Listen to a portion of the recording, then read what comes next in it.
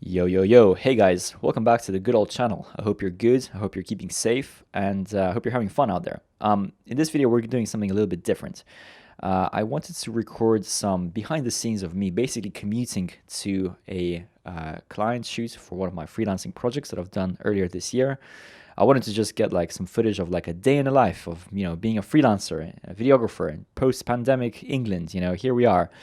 That's me in my mask, being all health conscious with the ongoing situation, getting a train into central London.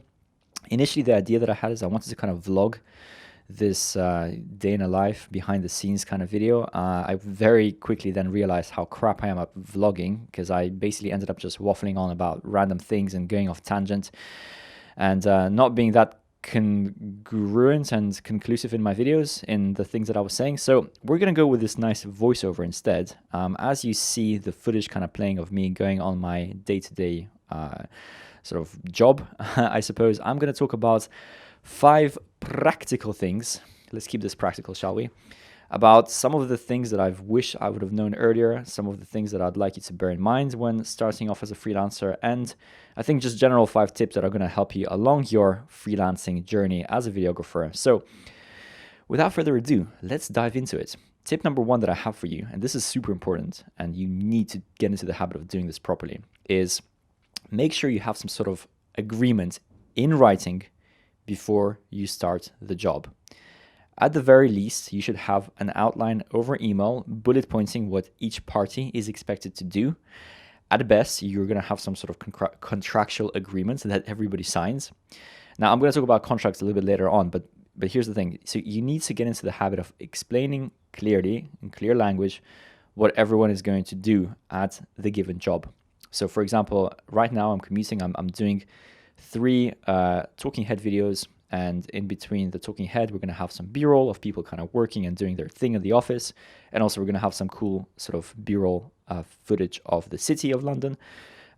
So in the projects, I'm going to basically bullet points the fact that I'm going to obviously bring my gear, my time, the time I'm going to be there until the time I go, the fact that I'm going to be editing the footage. I'm also going to, if I need to. However, also things that the client needs to provide for you. And this is in relation to corporate video. This is very important. So things like, for example, graphics, things like RGB colors that they want you to use for their logos, things like any stock footage of that they have from previous events or previous things that they've done that they want you to use in this video clip. I often get asked for corporate videos to do subtitles, and I hate doing subtitles.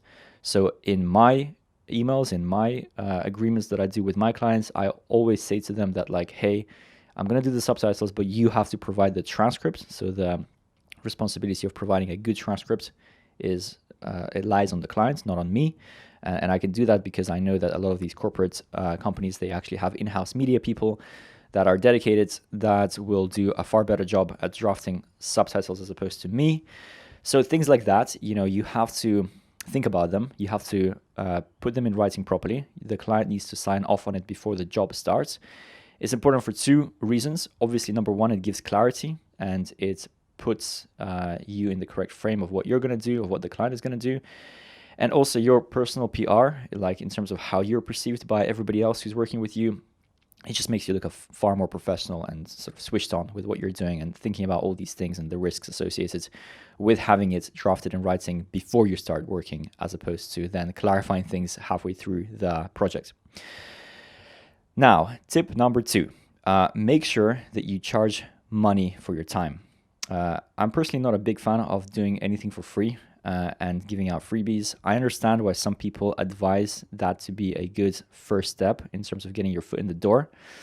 And maybe in the creative field, if you're working with, I don't know, other musicians, or if you're working with consumers who are, for example, if you're a wedding filmmaker and you're working with sort of, you want to build that rapport with people and you want to get your foot in the door, maybe in those industries, freebies will matter more. However, in the corporate environment, you need to charge appropriately for your time. You need to show that you have value and that you're serious about your time, because people respect other people who are serious, There is a concept by Anthony Robbins where he talks about mirroring people, aka when you're talking with someone and you kind of act and you act a little bit like them, you mirror their body language, you mirror their jargon that they're using.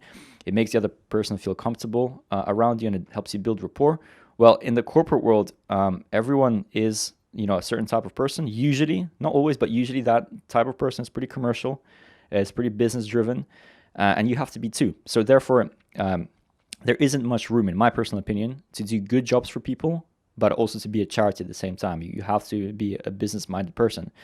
And you need to understand where you bring value to the business, how you bring that value, and you mustn't be shy about stating your prices for certain projects. It's much healthier to build the commercial relationships in the long term and make it win-win, both for you and for your client. So, tip number 2, make sure you charge appropriately. Right, moving swiftly on. Tip number 3, don't be afraid to direct people. Look, being too nice during a video shoot and giving too much positive feedback could also sometimes backfire a little bit. Your job is not only to dial in your camera settings correctly, it's not only to capture the best light and tell the best story, but it's also to in the process of the video shoots to build enough rapport to make the other person feel comfortable enough so that they themselves do a great job delivering whatever it is that they're delivering, okay? Now, in the corporate situation, you're going to be working with a lot of brilliant minds. People are very smart, very talented. However, most of the time, they're not going to be natural actors. They're not going to be natural when it comes to presenting themselves, to presenting a speech, to presenting an idea. And this is where you kind of have to come in and to really scrutinize and give good feedback if something doesn't go right. One of the things that I never do, or I try to keep away from as much as I can, is to use teleprompters. I know a lot of people like them because it's obviously easier to speak with a teleprompter. However, the delivery is just, unless you're trained, deliveries with a teleprompter will always suck. They will make you sound robotic. Some people can do it well, but most can't. And it's like a crutch that people rely on. That's just a one example, but just directing in general in terms of the presentation, the style of a person, the body language, whether they're using too much body language or not enough body language, whether they're speaking with a little bit too much cheesy enthusiasm, that could be one thing, or whether they're not, delivering it at all and the speech sounds dry. Corporate head and talking head videos is one of those things that it's simple, but to do it well, it's not easy. You still have to have an eye for details, and presentation matters a lot. It's one of those things where great presentation can really make or break a project. So yeah, giving good feedback in terms of body language, in terms of presentation, the dress code, the way the person is dressed, how everybody should more or less maybe dress the same or dress differently. These are all creative little choices that you make, but make sure you think about them. And if someone is not doing a great job on camera, make sure you just pull them aside and be like, hey, listen, we're going to switch off the camera for a sec. Just take a few minutes, go over the script, think about what you're saying, make pauses in these areas. We're going to then restart the camera, we're going to reshoot it, and just, don't be afraid to slow it down if you need to slow it down. Don't be afraid to give feedback, because in the long term, people are paying you money to have a great visual presentation. So it's your job as well to direct and to make sure that everybody is presenting their speech and their part in a certain way. So make sure you do that. Now, tip number 4, and I think this is my best tip, and this is to do with business development and how you actually build on relationships and make sure you generate more revenue, more money on the back of your client projects, and what to do and how to upsell these clients. So the easiest way to upsell people is just to be social with them. Let me explain. So once you've finished our client's projects and once everything is done and dusted and everyone is happy, the project is complete, the person who you were doing this project with, whether it's the marketing person or whether it's the business development person of that company, or whether it's the owner himself or herself, make sure you just drop them an email and just ask them out to coffee or lunch or drinks if their schedule is more flexible in the evening. Seriously, it's that easy. And here's the key. When you're out there having lunch or coffee or drinks, don't talk about business. This is the key to selling.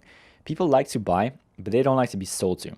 So granted, with the good old health situation that's been going on in the world for the past 12 months, going out to drinks and doing social things have been a little bit more difficult. But nowadays, things are starting to open up again, and people are craving to be social again. People are craving to go out. People are craving to have human interaction.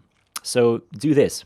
The good relationships that you have with your best clients, drop them an email. Ask them how they're doing. Ask them if they're around in the area. Tell them that you're going to be in their area. Tell them that it would be great to see them, to hang out over lunch, to catch up, to talk about things, talk about life. Tell them, of course, that it's on you. And this is one of the things. Like, if you're inviting your clients out to lunch or dinner or drinks, you make sure you pick up the tab. Don't split the bill. It's on you. You are inviting them out. And when you hang out with them, just talk to them about life. Get to know them as people. Ask them what they're doing, what their plans are now, what's happening, like in general. If they steer the conversation to business and they want to talk to you about business, okay, but you yourself, don't try to sell them on anything else. Just chat with them, okay? It really makes a huge difference because, look, you're going to become a lot more memorable than the other people, the other suppliers that they have, whatever that those other suppliers might be doing for them. And it's going to really humanize you in that respect and really make you memorable. And then when your lunch or dinner or drinks is over, the next day, just drop them a very brief email, just saying that it was really good to see them, that you had a great time. And just say that, like, very briefly, like, hey, if you need anything else from me, if there's any other projects that you want to do, anything else you have in mind in terms of doing any work for video production, for anything whatsoever, I'd love to discuss some ideas. I'd love to kick some ideas around with you. Let me know. And trust me, this works, because they might not reach out to you straight away. It might take a month or 2 months or 6 months or a year, but they will remember you. And when something comes up, you're going to be the person that they think about. So yeah, socialize with your clients. Take them out, treat them as human beings, build good relationships. This is key. Finally, last but not least, tip number 5, keep organized. The business side of things, as well as the pretty sort of images of freelancers traveling all the time and having a great time and socializing and going to Bali, the reality is that it is a business. You have to take care of your own marketing. You have to take care of your own accounting. Any meetings, any socials, any lunches, any commuting that you do to your jobs, make sure you keep a record. Make sure you keep receipts. Make sure you document all of this. And make sure you have it backed up somewhere on the cloud somewhere, whether it's Google Documents or something else or email. Just make sure you save everything and you do it properly from day one. Because at the end of the day, the year is going to fly by faster than you think. And you're going to have to submit your own taxes, and you're going to have to do paperwork. And you're going to have to go through the process of digging out old receipts and old notes from different jobs and different shoots that you've been doing. It's just a heck of a lot easier if you do it properly from day one. I am guilty of this because my first year working as a freelancer was a bit of a mess. I didn't store things properly. I then had to spend loads of time looking back through old files, old receipts, and just getting everything out again, just to make sure everything's congruous and correct.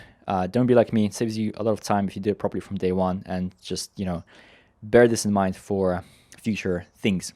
Anyway, I hope you've enjoyed this type of content. Let me know what you think in the comments, because this ended up being I feel like more of a podcast of me talking about the 5 tips that I wanted to share with you, and also the visuals of my face basically walking around London, commuting in between places. Let me know what you think of this kind of presentation. If you want to have more videos like this, let me know, and tell me what your 5 tips would be, and the things that you learned, the lessons that you learned when you started or are starting out as a freelancer, videographer, photographer, whatever it might be. Let's get a discussion going. I'd love to hear from you. And as always, guys, I will see you in the next video. Peace.